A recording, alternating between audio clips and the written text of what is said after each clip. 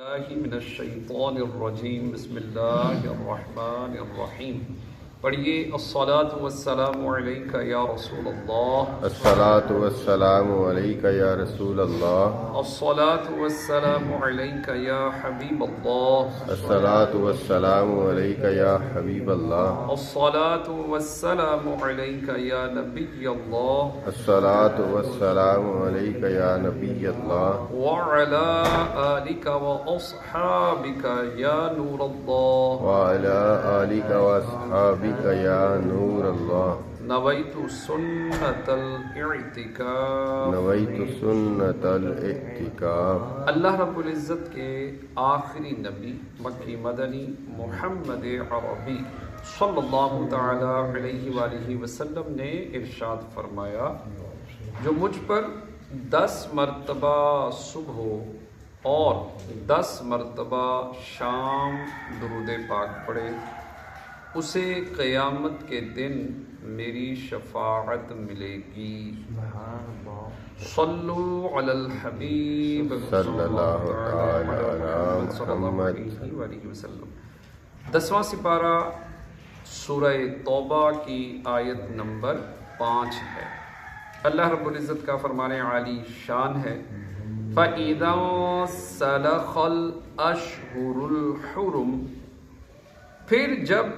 حرمت والے مہینے نکل جائیں، فَاقْتُلُوا الْمُشْرِكِينَ حَيْثُ وَجَدتُّمُوهُمْ، تو مشرکوں کو مارو جہاں پاؤ اور انہیں پکڑو، وَخُذُوهُمْ، اور انہیں پکڑو، وَاحْصُرُوهُمْ، اور قید کرو، وَاقْعُدُوا لَهُمْ كُلَّ مَرْصَدٍ، اور ہر جگہ ان کی طاق میں بیٹھو، فَإِن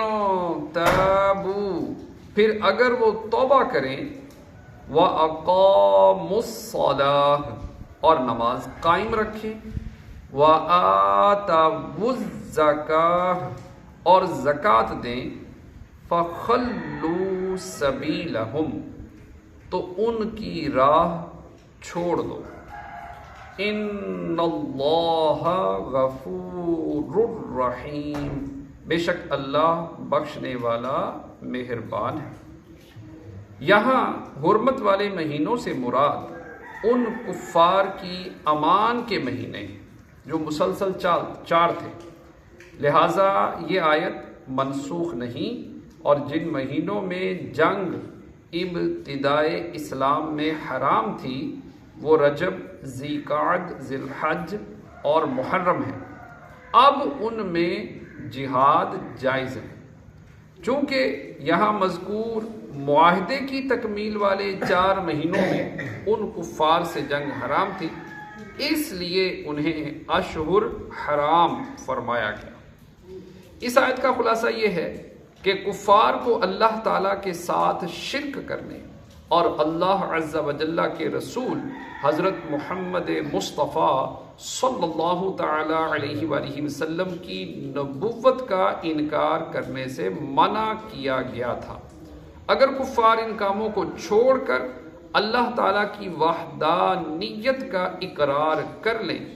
بتوں کی پوجا چھوڑ کر اخلاص کے ساتھ اللہ تعالیٰ کی عبادت کریں، نبی اکرم صلی اللہ تعالیٰ علیہ وآلہ وسلم کی نبوت کا اقرار کر لیں، نماز قائم کریں اور زکوٰۃ ادا کرنے کی فرضیت کو مان لیں، تو ان کا راستہ چھوڑ دو اور ان کی جان و مال کے در پہ نہ ہو۔ جو بندہ توبہ کرتا ہے، گزشتہ گناہوں کو چھوڑ کر اللہ عز و جل کی اطاعت میں لگ جاتا ہے، تو اللہ عز و جل اس کی توبہ قبول فرماتا اور اس کے گناہ چھپا دیتا ہے۔ توبہ سے پہلے کیے ہوئے گناہوں پر توبہ کے بعد سزا نہ دے کر اس پر رحم فرماتا ہے۔ اللہ پاک کی بارگاہ میں دعا ہے، جو پڑھا سنا عمل کی توفیق عطا فرمائے، آمین، بجاہ خاتم النبیین صلی اللہ تعالی علیہ وآلہ وسلم اجمعین.